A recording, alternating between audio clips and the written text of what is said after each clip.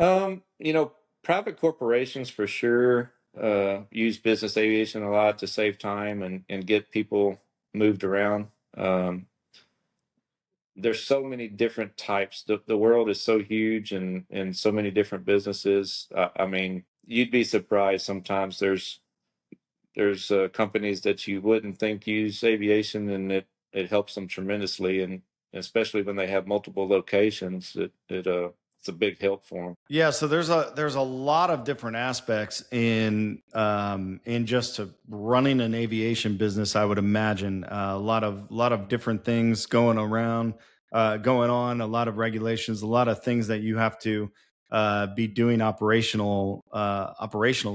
So I'm just wondering what it takes. If you could kind of just give us a glimpse of operationally what it takes to just be running everything on a day to day. Behind the scenes is pretty busy.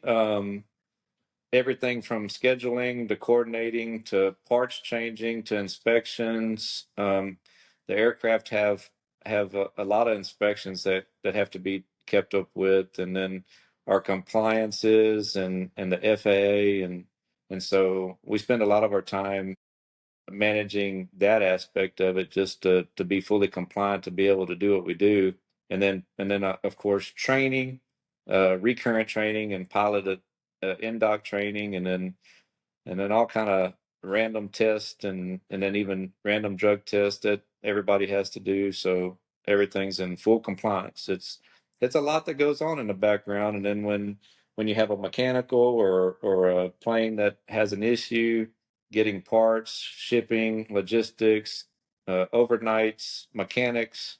Um, it's not for everybody because it's a 24/7 deal. It's not like when you buy a truck from the dealership and you go home and park it in the garage and you don't really mess with it until the next oil change, and that could be, for some people it could be a year or so. And with the airplane, if you buy it new or if it's used, you've got inspections that come up every 30 days, and some 12 months, and then 36 months and so forth, and then you got cycle times and calendar times. So there's definitely a lot that goes into the whole organization and just being able to run a charter operation. It's a lot to it.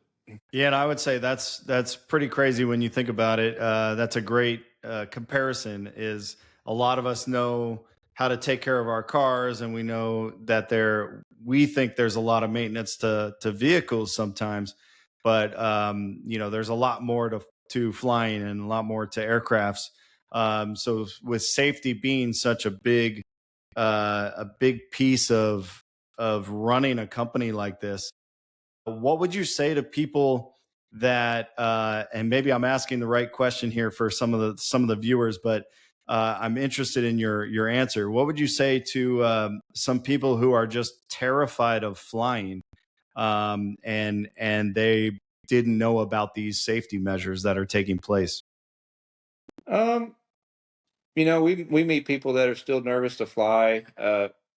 Safe Flying is still the safest form of traveling. The news media likes to blow a lot of things out of proportion a lot of times, but as far as airplanes go and the quality of the technicians and the people that are working on the planes, no matter if it's with us or with anybody else, they truly have a passion for it. This is one of those industries that you have a passion to do what you love to do, what you like to do, and if you're not in it, then you don't get it. But and it also weeds out those type of people. So I would say for the most part, everybody that is supporting the safety of the plane, from the pilots to the mechanics to the line personnel to schedulers, are very safety oriented and have everybody's best interest um, for the flight. And so rest assured that it's still the safest form of travel. Yeah, that's very true. I know, vehicles are you're just driving in your car. There's a much greater chance of getting in a crash and a fatal one, if that. So, yeah, flying is quite safe, and that's great to hear from an actual person who is in the business, and they can reassure us on that.